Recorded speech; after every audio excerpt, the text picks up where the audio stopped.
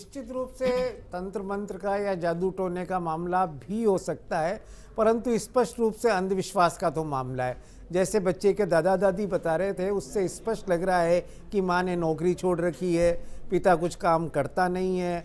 दादा की बात से ये भी लग रहा है कि पिता वहाँ नहीं रहता बल्कि कहीं और रहता है, कोई काम धंधा नहीं करता और कुछ समय से वो निश्चित रूप से इस बाबा के प्रभाव में है। तो बाबा का अंड्यू इन्फ्लुएंस, जिसे अंधविश्वास कहते हैं, पूरा उनके ऊपर है, उनके दिलो दिमाग पर बाबा छाया हुआ है। इसलिए माँ बाप ने जो भी निर्णय किया वो अपने स्वतंत्र दिमाग से नहीं किया, बच्चे के हित में नहीं किया है, बल्कि बाबा के प्रभाव में किया है। और ऐसे निर्णय कानून की दृष्टि में भी कोई निर्णय नहीं होते और ऐसा अडॉप्शन मेरी दृष्टि में शून्य है और यही निर्णय न्यायालय देने वाला लगता है।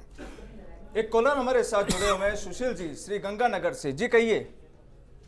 हाँ जी, ऐसे है ये बच्चा को बहुत दर्द चाहिए, नैसे देते हैं वो ना। सुशील जी आप सुन पा रहे हैं? जी हाँ जी, मैं गंगानगर से बोल रहा साहब। हाँ बोलिए, कहिए। ऐसे ये जो बच्चा को दे रहे हैं, नैसे बोर्ड नहीं ले सकता किसी की मतलब भी। जी सबसे धन्यवाद। एक कॉलर और जुड़े हुए हैं, प्रदीप श्री गंगानगर से। जी कहिए प्रदीप जी। प्रदीप, मैं ये बोलना चाहता हूँ कि जो ये बच्चे का मामला है उसके अंदर अगर दादा दादी सक्षम है जी, माँ बाप सक्षम नहीं है, तो बच्चे को क्या अपने हिंदू रीति रिवाज के अनुसार दादा दादी को नहीं देना चाहिए? बिल्कुल सवाल है आपका हिमांशु जी। पूरा जो मामला है, यहाँ एक नया सवाल भी आया है कि कहीं ये पूरा मामला किसी तंत्र मंत्र या तांत्रिक विद्या से कहीं जुड़ा हुआ है या उनके माँ बाप जो हैं वो उस आश्रम से जुड़े हुए हैं। क्या कहीं लगता है कि इस मामले को लेकर भी कोई दूसरे सवाल सामने आते हों? एक बात तो तय है, इस बात को भी नकारा तो नहीं जा सकता कि ये तंत्र मंत्र से जुड़ा हुआ मामला हो सकता है। इसको बिल्कुल सिरे से नकारा नहीं जा सकता। तंत्र मंत्र से जुड़ा हुआ हो सकता है, अंधवास से जुड़ा हुआ हो सकता है, पर यह मामला संवेदनहीनता का तो है। पहले कहा जा सकता था कि आज हमारा जो समाज है वो इतना संवेदनहीन कैसे हो गया, पर आज एक नया प्रश्न है, आज माँ इतनी संवेदनहीन कैसे हो गई।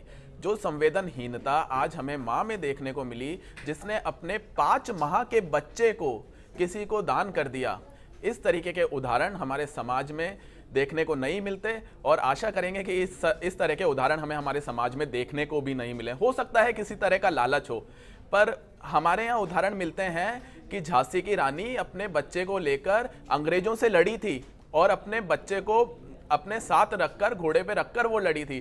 पर हमारा जो समाज है उसका प्रतिनिधित्व वो घटनाएं करती हैं झांसी की रानी लक्ष्मीबाई।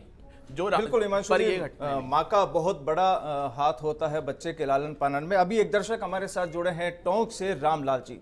जी कहिए रामलाल जी। हाँ जी सर, मैं रामलाल बोल रहा हूँ जी। मैं ये बोलना चाहता हूँ कि जो मासूम बच्चा है ना। जी कहिए। तो ये बच्चा है ना, मासूम बच्चा, तो इनको इसके दादा दादी को सौंप देना चाहिए। जी जैन साहब, अधिकतर दर्शकों की राय यही है कि अगर माँ बाप पालन नहीं कर पा रहे हैं तो उनके दादा दादी को सौंप देना चाहिए। कानूनन ठीक है, डिसीजन अभी आएगा, कुछ वक्त लगेगा। आप क्या मानते हैं? देखिए, दादा दादी को सौंपा जाए या नाना नानी को सौंपा जाए, ये निर्णय यदि कोर्ट ये समझती है कि अडॉप्शन गलत है और माँ बाप इस बच्चे को सही रखने के लिए तैयार नहीं है, तो निश्चित रूप से जो पहली प्रायोरिटी कोर्ट की होती है वो यही होती है कि बच्चे को परिवार में से ही किसी को दिया जाए जो उसकी उचित देखभाल कर सकें। या दादा दादी भी हो सकते हैं, या नाना नानी भी हो सकते हैं, या ये कोई और भी हो सकता है। और इस स्थिति में ऐसा ही लग रहा है, क्योंकि यहाँ जो कुछ हमें जानकारी मिली है इसमें दादा दादी तो संघर्ष कर ही रहे हैं, पर यह भी पता लगा है कि नाना नानी भी दादा दादी के साथ हैं इस पूरे मामले में। तो इस स्थिति में जो बच्चे के लिए बेस्ट सूटेबल हो उसको कोर्ट को देना चाहिए। जन साहब, लेकिन क्या कहीं ऐसा भी कोई मामला आता है कि जिस व्यक्ति को ये लोग बच्चा गोद दे रहे हैं उसकी भी कहीं क्षमता का आकलन किया जाए कि वो उस लायक है या नहीं है? देखिए, जहाँ तक बच्चे को गोद लेने वाले की क्षमता का आकलन है, ये जब भी कोई एडॉप्शन चैलेंज किया जाता है वहाँ ये व्यवस्था तो देखी ही जाती है, परंतु यह मामला डिफरेंट है।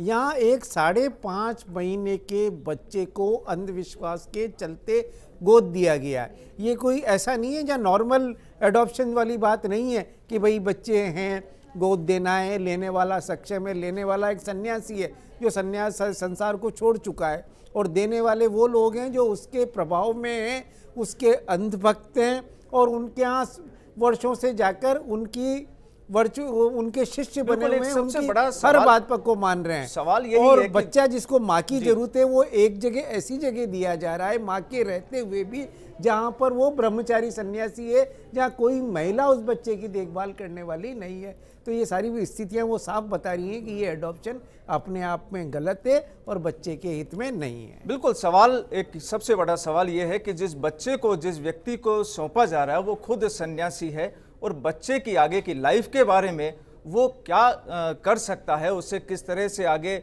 बढ़ा सकता है बच्चे को, ये एक सबसे बड़ा सवाल है। कॉलर हमारे साथ जुड़े हुए हैं किशन साहे जी। जी किशन जी, कहिए। किशन जी, आप सुन पा रहे हैं? चलिए अभी सीधा रुख करते हैं सहयोगी अभिमन्यु के पास। अभिमन्यु, अभी डिसीजन आने में थोड़ा वक्त लग रहा है। माँ बाप ने तो अपनी काम कर दिया, कोर्ट में मामला पहुंच गया, अब दादा दादी की सीधा सा उनका मानना है कि या तो बच्चे को उनको सौंप दिया जाए। इनसे ये पूछिए कि अगर कोर्ट का डिसीजन कुछ दूसरा आता है, उस स्थिति में ये क्या करेंगे?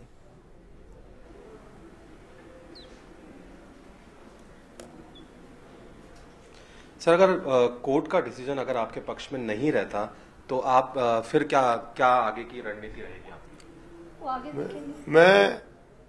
मुझे पूरी उम्मीद है हाई कोर्ट के न्याय की, और मैं आशा करता हूं कि वो न्याय ही करेंगे, जिस किसी के पक्ष में करें वो न्याय ही करेंगी। मुझे यही उम्मीद है उनसे, और मैं यही आशा रखता हूं कि मुझे न्याय मिलेगा। बच्चा कहीं भी रहे, मेरे पास रहे, मेरे बच्चों के पास रहे, पर बस यही है मेरी सब अरदास कि आप, मेरा बच्चा मेरे परिवार में रहे, कहीं भी रहे। संत के जो महाराज हैं, छोटे सरकार, उनसे विनती है कि आप उसका पीछा छोड़ दें और मेरे को उसको देने के लिए आप आज़ाद कर दें, उसको अपने बंधन से। मेरा ये क्या लगता है कि किस तरीके से इतना ज़्यादा जो आप देख रहे हैं अंधविश्वास में, जो आपका जो बेटा बहू है वो किस तरीके से अंधविश्वास आज की दुनिया में और साधु संतों के जो चक्कर में आ जाते हैं, वो ऐसे अंधविश्वासी हो जाते हैं। आप सारे टीवी मीडिया सब देख रहे हैं, रोजमर्रा की हालात देख रहे हैं, कैसे कैसे वशीकरण किया जाता है, आपके सामने है। मैं इस बारे में कुछ भी अपनी तरफ से कुछ नहीं कहूँगा।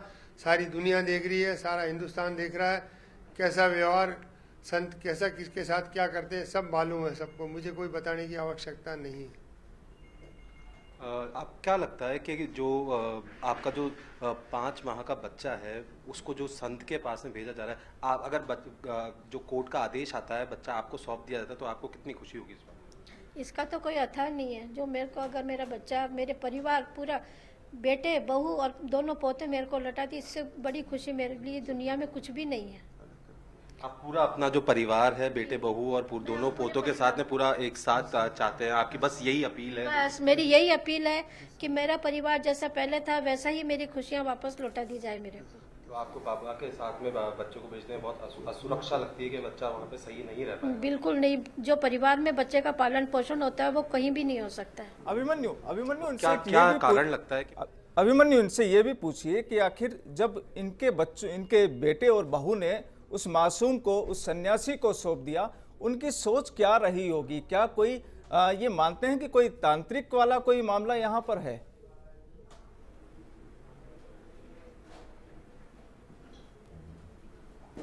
जी, आपको कैसा ऐसा लगता है कि जो बेटा बहू ने बच्चे को जब उनको सौंपा बाबा को, तो किसी तरीके से कोई वशीभूत किया हो या कोई तांत्रिक तरह की कोई क्रिया रही हो इसमें?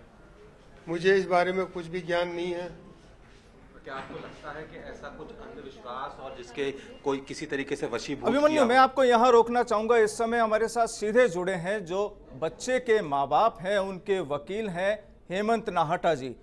नाहटा जी, पूरा मामला सामने है, कोर्ट का डिसीजन अभी आना है, क्या कहेंगे? देखिए, कोई भी इशू अगर कोर्ट के सामने एजिटेट किया जाता है तो कोर्ट दोनों पक्षों को सुनने के पश्चात फैसला करती है जी। और वही फैसला जो है वो आगे का जो प्रकरण का भविष्य है उसको निर्धारित करता है। तो हम भी अभी निर्णय के इंतजार में है। माननीय न्यायालय जो भी निर्णय सुनाएगा वो ही इस प्रकरण का भविष्य निर्धारित करेगा।